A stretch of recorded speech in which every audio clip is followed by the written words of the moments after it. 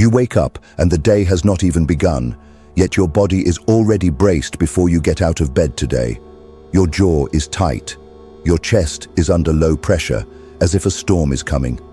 You unlock your phone, and your mind immediately starts searching for what's wrong.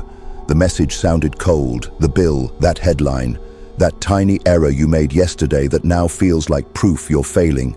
You haven't decided on an idea yet, but the aggravation is already present, like a guard dog at the gate. This is why just be positive never works. Positive quotes cannot lift a person's negative mood.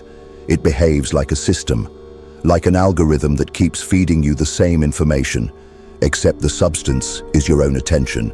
It selects threats, it emphasizes inadequacies, it prepares for the worst-case situation, and the more you do it, the stronger it gets, since your brain rewards repetition. Here is the opposing truth.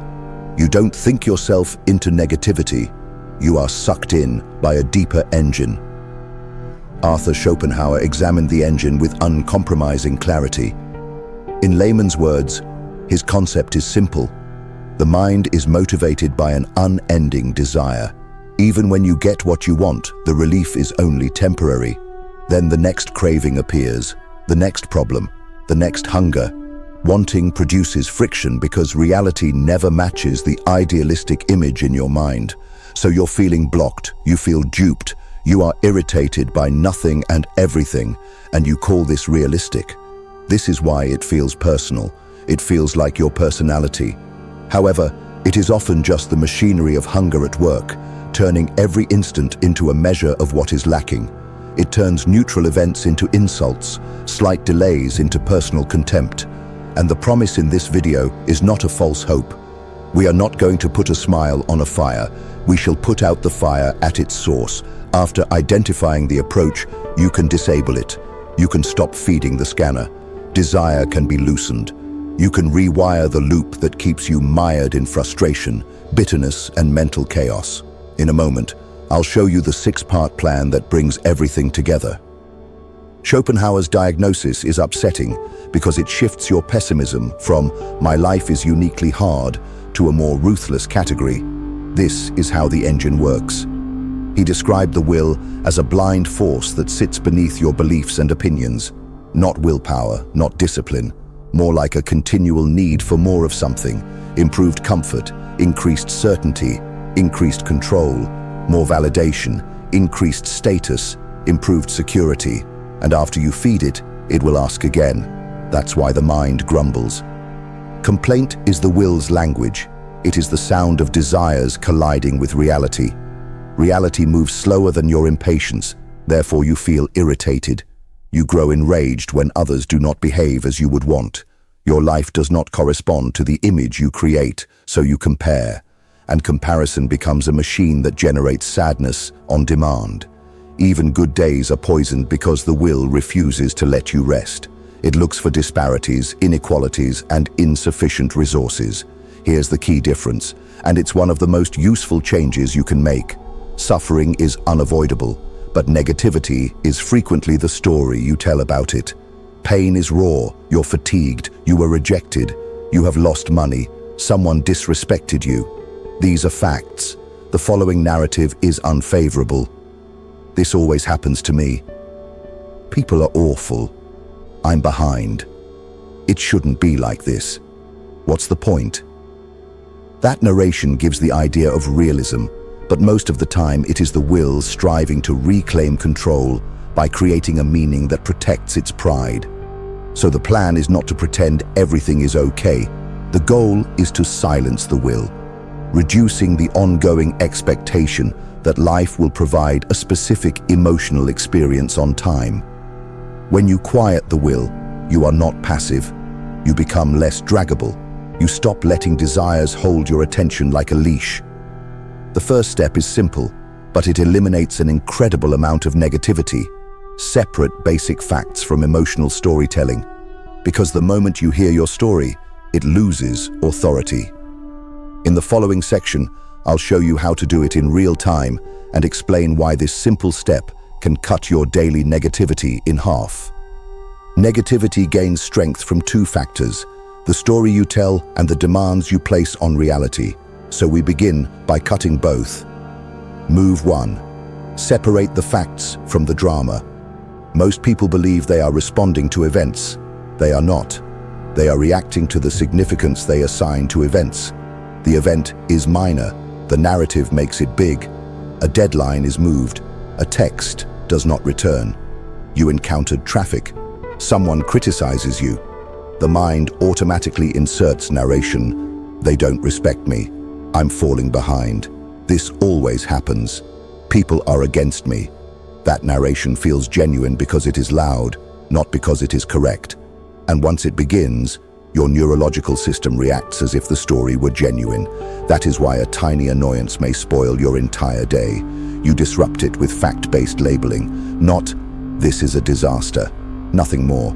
The meeting got rescheduled, not, "They're ignoring me." Just say, "No reply yet," not, "I'm failing." Simply say, "I made an error," not, "Everyone is selfish." Simply, "They said no." Then, you run a small internal script called fact. Sensation. Next step. Fact. Traffic is slow. Sensation. My chest feels tight. The jaw is tense. Next step. Breathe. Put music on. Send an ETA text. Drive. The truth. They criticized my work. I feel heat in my face. Urge to defend. Next step. Ask for a specific repair. Make it move. This isn't repression, it's precise. You're reducing the experience to its most basic components so that your mind doesn't inflate it into a full-blown identity problem. When you eliminate the drama, you remove the majority of the fuel. Old you said, "This always occurs. My life is cursed." New you, it occurred. It's annoying. Next action. That alone rapidly reduces negativity because it disrupts the cycle in which meaning multiplies pain. Move 2. Reduce the demands you place on life. Schopenhauer's truth is harsh but clean. Much pain stems from overblown expectations. The will requires comfort, speed, recognition, fairness, and clarity. When such demands are not met, it perceives the difference as an insult. Entitlement to smoothness leads to perpetual disappointment. So you install a different frame. Expect friction. If you believe life should be easy, every bump feels personal. Every delay feels disrespectful. Each criticism feels like an attack. Every rejection makes you feel unworthy. You go around, insulted by reality. If you believe friction is natural, bumps become manageable data. Movement includes delays. Criticism is part of the building process. Rejection is a component of selection. Nothing is personal. It is terrain. Work stress. Old you said, "This is unfair. I can't handle this." New you. Pressure is normal. Prioritize. Execute. Rejection. Old you said, "They ruined my confidence." New you. That door is closed. Next door. Delays. Old you said, "I'm wasting my life in traffic." New you. There is friction. Use it. Think. Plan. Breathe. Criticism. You used to say, "They don't appreciate me." What's the usable part of this? You are not growing numb. You're minimizing the emotional cost of simply living. When you stop expecting life to always be pleasant, you will no longer be surprised when it isn't. And the absence of shock equals calm. Next, we turn off the two processes that keep negativity alive even when nothing happens: comparison and rumination.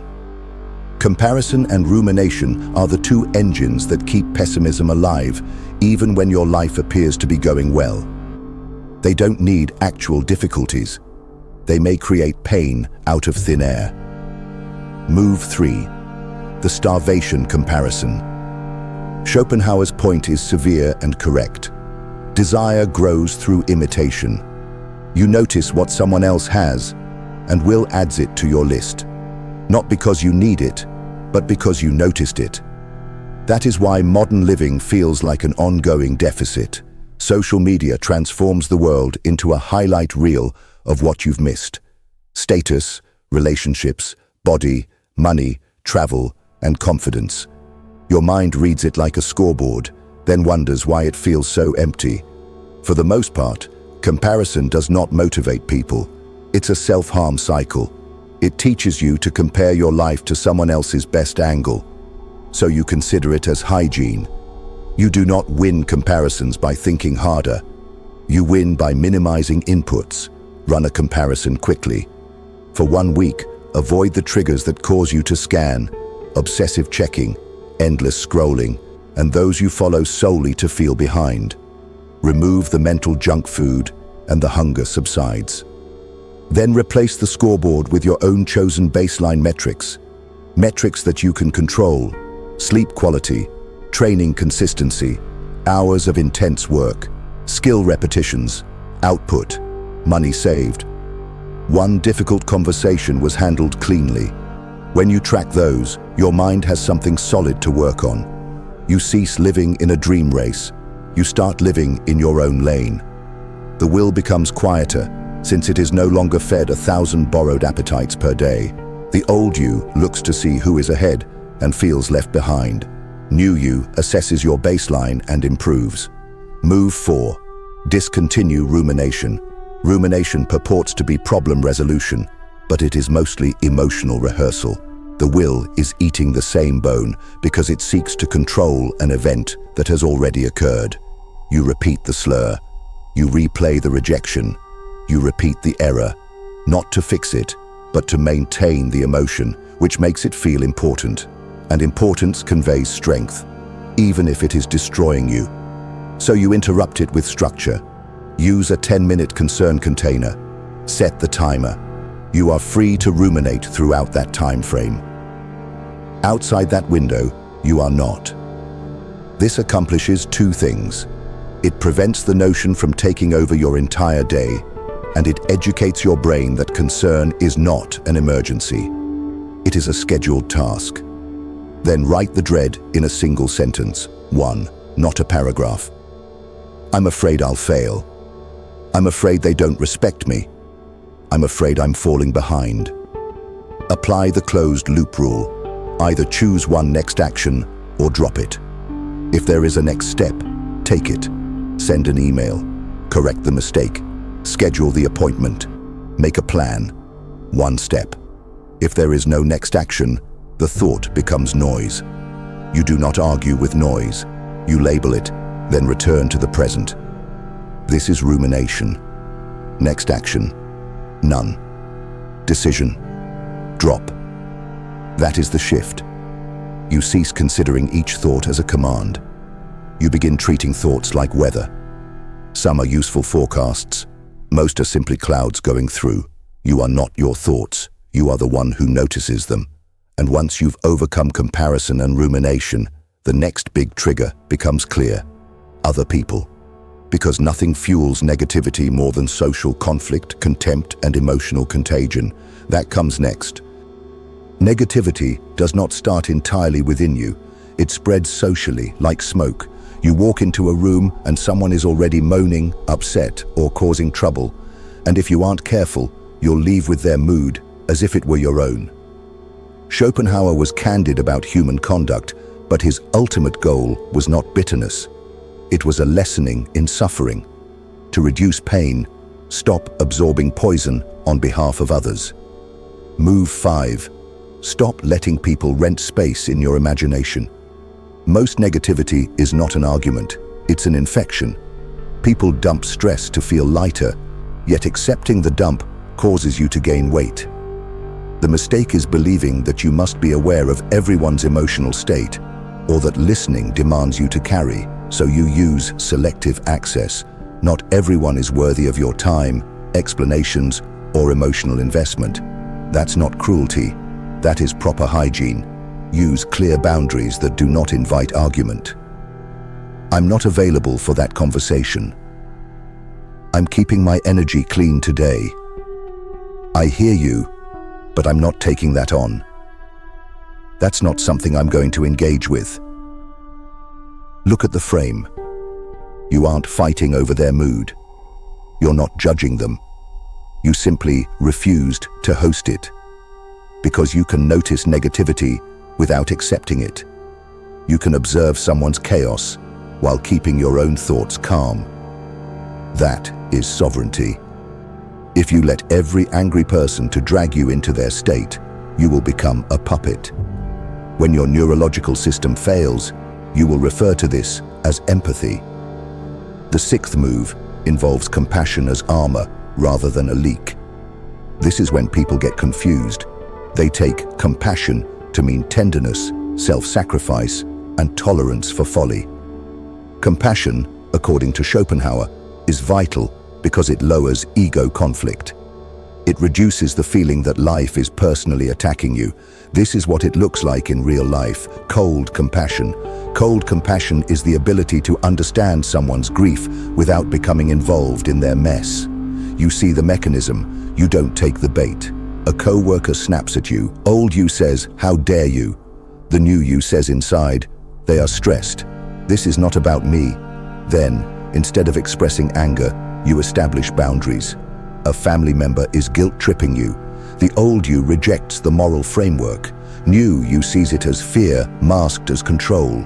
You don't hate them, you don't absorb them, you keep your line.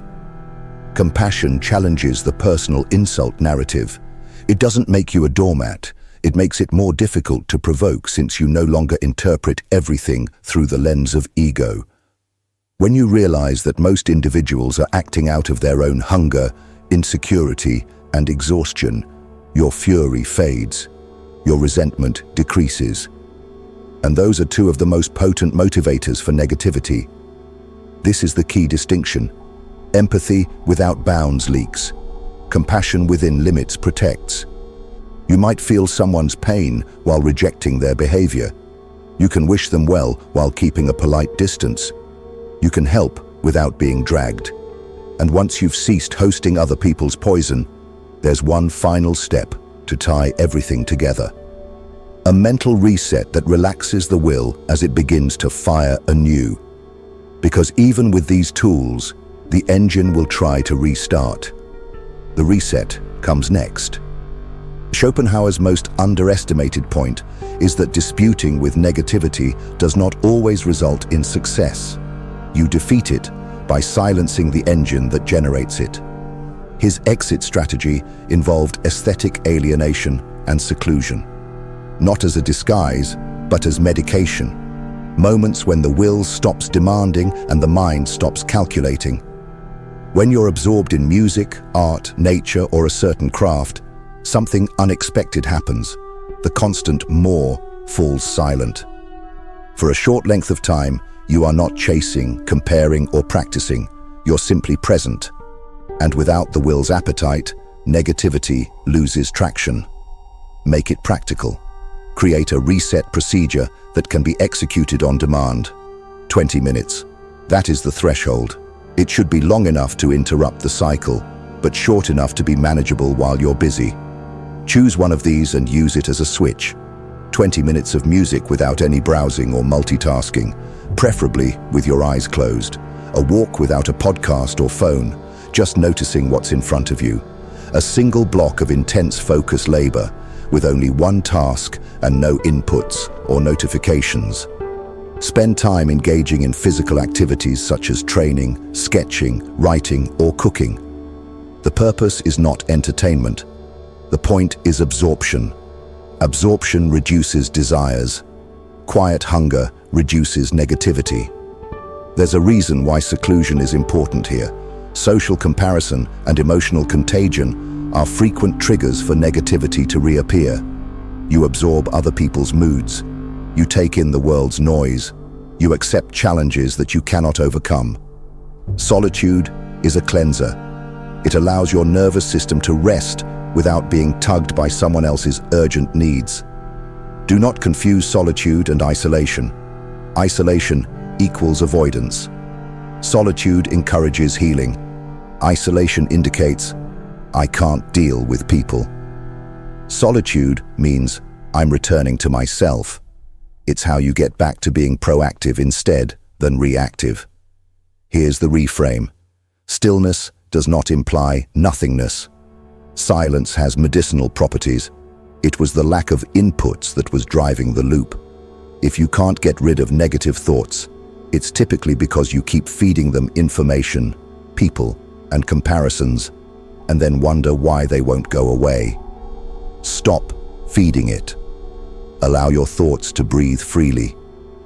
Now, in the third chapter, I'll give you a simple 7-day challenge to incorporate these 6 tactics into your daily life without becoming a self-improvement obsession. The following is a deliberately simplistic conclusion. Don't make this a philosophical project. Make it a 7-day experiment.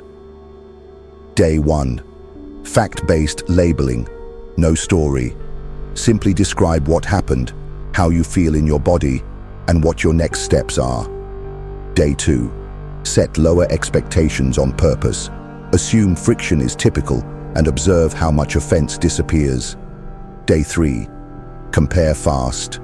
Delete one trigger, check less, and stop looking for who's ahead. Day 4. Rumination container. 10 minutes to express your fear in one line, select one action, and finish. Day 5. One boundary line with no reason. I'm not available for that. Full stop. Day 6. Aesthetic reset. 20 minutes of music, a walk, or complete focus without distractions. Day 7. Quiet day. Less talking, fewer inputs, and more choices. Allow your thoughts to discover what quiet genuinely does. You're not getting positive. You are becoming unhookable. Negativity cannot function without fuel, and you are learning to stop feeding it automatically. If you want to take the next step, the video below explains why the mind clings to unhappiness and the hidden benefit that keeps the cycle running even when you loathe it.